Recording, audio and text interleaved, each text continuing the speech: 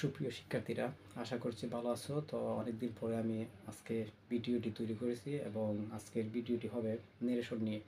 আমরা একটা জিনিস ফলো করেছি, নতুন কারিকুলামে অষ্টম শ্রেণীর যে ইংলিশ পাঠ্য বইটি বের হয়েছে, এই বইয়ের মধ্যে একটা কথা আছে যে ডিরেক্ট ইনডিরেক্ট, কিন্তু অ্যাকচুয়ালি এই জায়গায় বলা হয়নি যে নেরেশন। কিন্তু আসলে আমরা যদি নেরেশনটি না বুঝি, তো এক্ষেত্রে আমাদের ডিরেক্ট থেকে ইনডিরেক্ট করতে হলে আমরা অর্থাৎ হিন্ডার সৃষ্টি হবে, অর্থাৎ আমাদের বাধা সৃষ্টি হবে। তো এক্ষেত্রে আমরা যদি নেরেশন না শিখি, তাহলে আমাদেরকে অনেক সময় আমি দেখছি যে এই বইয়ে বলা হয়েছে যে হি সেড টু মি যে আই ওয়েন্ট টু স্কুল, এই ধরনের একটা কথা বলে দিয়েছে। এখন সেটাকে বলছে যেটাকে ফার্স্টে নিয়ে নাও। তো এক্ষেত্রে আমরা যদি দেখি যে অর্থাৎ প্রেজেন্টে ছিল সেটা আই এম স্টুডেন্টস। তো আই এম স্টুডেন্ট যদি থাকে, তাহলে সেটাকে যদি বলে যে ফার্স্টে নেওয়ার জন্য, তাহলে অবশ্যই আমাকে জানতে হবে যে অর্থাৎ ফার্স্টে নিলে এটাকে কীভাবে করতে হয়। আমরা নেরেশন করার আগে একটা বিষয় ভালোভাবে জানতে হবে, সেটি হচ্ছে যে ফার্স্টটি সেন্টেন্স জানতে হবে। ফার্স্টটি সেন্টেন্স বলতে assertive sentence, imperative sentence, interrogative sentence, operative sentence এবং এক্সক্লেমেটরি সেন্টেন্স। এছাড়াও আমাদের জানতে হবে টেন্স, অর্থাৎ আমরা জানি 12 প্রকার টেন্স আছে। যখন আমাদের প্রেজেন্ট ইনডিফিনিট টেন্স থাকবে, সেটা হয়ে যাবে ফার্স্ট ইনডিফিনিট। যদি প্রেজেন্ট কন্টিনিউয়াস থাকে, তাহলে সেটা হয়ে যাবে ফার্স্ট কন্টিনিউয়াস। যদি পারফেক্ট থাকে, তাহলে সেটা হয়ে যাবে ফার্স্ট পারফেক্ট। যদি প্রেজেন্ট পারফেক্ট কন্টিনিউয়াস থাকে, তাহলে সেটা হয়ে যাবে ফার্স্ট পারফেক্ট কন্টিনিউয়াস। এবং যদি ফার্স্ট ইনডিফিনিট হয়, সেটা কিন্তু ফার্স্ট কন্টিনিউয়াস না হয়ে সেটা চলে যাবে ফার্স্ট পারফেক্ট। এবং যদি আমরা ফার্স্ট কন্টিনিউয়াস হয়, সেটি আবার ফার্স্ট পারফেক্ট না হয়ে ফার্স্ট পারফেক্টের পরের যে টেন্স আছে, অর্থাৎ ফার্স্ট পারফেক্ট কন্টিনিউয়াসে চলে যাবে।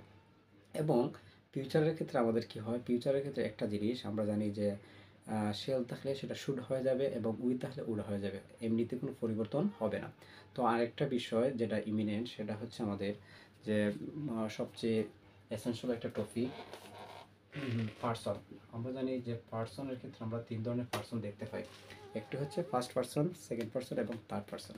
যদি আমরা থার্ড পার্সন দেখি, তাহলে সেই ক্ষেত্রে কোনো ব্যক্তির পরিবর্তন হবে না। এবং যদি আমরা দেখি যে ফার্স্ট পার্সন, অর্থাৎ আমরা জানি যে একটা নেরেশনের মধ্যে দুইটা অংশ থাকে, একটি হচ্ছে রিপিটেড স্পিচ আর একটা হচ্ছে রিপিটিং ভার্ব।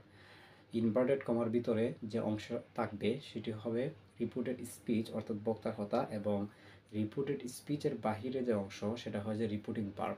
তো আমরা দেখি এবং উদাহরণের মাধ্যমে আমরা বুঝে নেব যে কোনটি রিপিটেড স্পিচ এবং কোনটি রিপিটিং ভার্ব। আমি একটি উদাহরণ রাখলাম যে হি said to me I am student। তাহলে ইনভার্টেড কমা ভিতরে, এই যে ইনভার্টেড কমা, এটার ভিতরে যে অংশ আই এম স্টুডেন্ট। তো এক্ষেত্রে আমরা দেখতে পাই যে ইনভার্টেড কমার ভিতরে হচ্ছে আমাদের বক্তার কথা, আর হি সেড টু মি এটা হচ্ছে রিপিটিং ভার্ব, অর্থাৎ সেড টু। আর আমরা জানি অ্যাসার্টিভ সেন্টেন্সে যদি সেড টু হয়, তো এক্ষেত্রে আমাদের কি লিখতে হয়, সেড টু যদি হয় তাহলে আমরা লিখব যে টোল্ড। আর যদি সেড থাকে, তাহলে আমাদের সেডই হবে, নো চেঞ্জ। আমরা তাহলে এই জায়গায় দেখতে পাই যে হি আছে। আমরা জানি যে রিপোর্টিং ভার্বের সাবজেক্ট এবং অবজেক্টের কোনো পরিবর্তন হবে না, জাস্ট খালি ভার্বের পরিবর্তন হবে। আর আমরা লিখলাম যে he told me. Inverted comma তাহলে অ্যাসার্টিভ সেন্টেন্সের ক্ষেত্রে সবসময় আমরা ইনভার্টেড কমা উঠিয়ে দেবো এবং এক্ষেত্রে আমরা দ্যাট বসাবো। দ্যাটের পরে কি লিখবো, এই জায়গায় আমরা একটা জিনিস প্রিভিয়াস আমি আলোচনা করেছিলাম যে এখানে সাবজেক্ট হচ্ছে আই হচ্ছে ফার্স্ট পার্সন হলে আমরা রিপিটিং ভার্বের সাবজেক্ট কি, হি, তাহলে হি হবে এইখানে। অর্থাৎ যদি এই জায়গার সাবজেক্টটা ফার্স্ট পার্সন হয়, তাহলে সাবজেক্টকে ফলো করবে, এবং যদি এই জায়গার সাবজেক্টটা যদি থার্ড পার্সন হয়, তাহলে যা আছে সেম থাকবে। এবং যদি আমরা দেখি যে এই জায়গায় যে সাবজেক্ট সেকেন্ড পার্সন হয়, তাহলে এইটা অবজেক্টকে ফলো করবে। তাহলে আমরা দেখতে পাই এখানে ফার্স্ট পার্সন, তাহলে সে ফলো করবে হিকে, কারণ হচ্ছে এটা ফার্স্ট পার্সন অবশ্যই সাবজেক্টকে ফলো করে, তাহলে সাবজেক্ট হচ্ছে হি, তাহলে আমরা হি বসিয়ে দিলাম।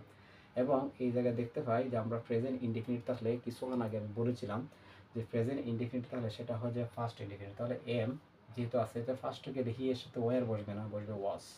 তাহলে হি ওয়াজ স্টুডেন্ট, এটা হচ্ছে আমাদের পর অংশ, এখানে কোনো নাউন, এখানে প্রোনাউন নয়। অর্থাৎ যদি আমাদের প্রোনাউন থাকতো, তাহলে আমরা এটা পরিবর্তন করে দিতাম। তাহলে এখানে স্টুডেন্ট আছে, আমরা সেমি লিখবো স্টুডেন্ট। তো এক্ষেত্রে আমরা এটাকে বলে ডিরেক্ট, অর্থাৎ সরাসরি বলা, এটা হচ্ছে ইনডিরেক্ট। অর্থাৎ ডিরেক্ট হচ্ছে কোনো বক্তার কথা সরাসরি বলে দেওয়ার, ইনডিরেক্ট হচ্ছে তার কথাগুলো অর্থাৎ পরোক্ষভাবে বলে দেওয়া, অর্থাৎ সরাসরি না বলে। যেমন এখানে বলছে হি সেড টু মি, সে আমাকে বলেছিল, আই এম এ স্টুডেন্ট, আমি একজন ছাত্র। আমরা যখন ইনডিরেক্ট করি তখন বলছে হি টোল্ড মি, সে আমাকে বলেছিল দ্যাট হি ওয়াজ স্টুডেন্ট, যে সে ছিল ছাত্র। তাহলে এক্ষেত্রে আমরা ডিরেক্ট থেকে ইনডিরেক্ট খুব ইজিলি পারবো যদি আমরা টেন্স ভালোভাবে জানি, এবং এক্ষেত্রে আমাদের যদি ফার্স্টে বাক্য সম্পর্কে একটা আইডিয়া থাকে। আজকে জাস্ট আমি একটি বাক্য দিয়ে সিম্পলি যে প্রাইমারি নলেজ এই বিষয়টা নিয়ে অবগত হলাম, এবং পরবর্তীতে আমি অন্যান্য যে টেন্স আছে সেগুলো নিয়ে আলোচনা করব। তো অ্যাসার্টিভ সেন্টেন্সের ক্ষেত্রে আমরা এইগুলা প্রয়োগ করব, অর্থাৎ প্রত্যেক ক্ষেত্রে আমরা যদি ইনভার্টেড কমার দিকে সেটা হয়ে যাবে দ্যাট। এবং যদি আমরা দেখি ইন্টারগেটিভ সেন্টেন্স, সেক্ষেত্রে ইনভার্টেড কমার পরিবর্তে ইন্টারগেটিভ হলে সেটা হয়ে যায় ইফ বা ওয়েদার, অথবা যদি ডাব্লিউএস ওয়ার্ড দ্বারা শুরু হয় তাহলে ডাব্লিউএস ওয়ার্ডই থাকে। আর যদি ইম্পারেটিভ হয় তাহলে টু হয়। আর যদি আমাদের এক্সক্লেমেটরি হয় সেক্ষেত্রে আমরা দের, এবং ইম্পারেটিভ সেন্টেন্স তাহলে আমরা লিখতে পারি যে ভিন্ন ক্ষেত্রে লিখতে পারি, অর্থাৎ রিপোর্টিং ভার্বটি পরিবর্তন হয় রিকোয়েস্টেড, অ্যাডভাইস, কমান্ড এইগুলো দিয়ে, এবং আমরা এইগুলো ডিপেন্ড করে আমাদের সেন্টেন্সের উপরে। এবং আমরা যদি টেন্স আইডেন্টিফাই না করতে পারি তাহলে আমাদের ক্ষেত্রে আরও একটি ব্যারিয়ার সৃষ্টি হতে পারে। তো ফার্স্টলি আমরা আমাদের টেন্সটি আমরা ভালোভাবে শিখে নিব, যাতে আমরা সেন্টেন্সটা আইডেন্টিফাই করতে পারি, এবং কোনো ইনভার্টেড কমার ভিতরে কোনো সেন্টেন্স থাকলে যাতে আমরা বুঝতে পারি এটা এই সেন্টেন্স আছে, এবং এটা কোন সেন্টেন্সে পড়ছে সেটা জানবো, এবং কোন টেন্সে আছে সেটা জানবো। এবং পরবর্তীতে আমরা সাবজেক্ট যদি ফলো করি, আর সাবজেক্টটা যদি আমরা আইডেন্টিফাই করতে পারি, তো এই অনুসারে যদি আমরা এটাকে ডিরেক্ট থেকে ইনডিরেক্ট করে দিই তাহলে আমরা প্রপার ওয়েতে এটাকে চেঞ্জিং করতে পারবো। তো আশা করছি সবাই বুঝতে পারছো।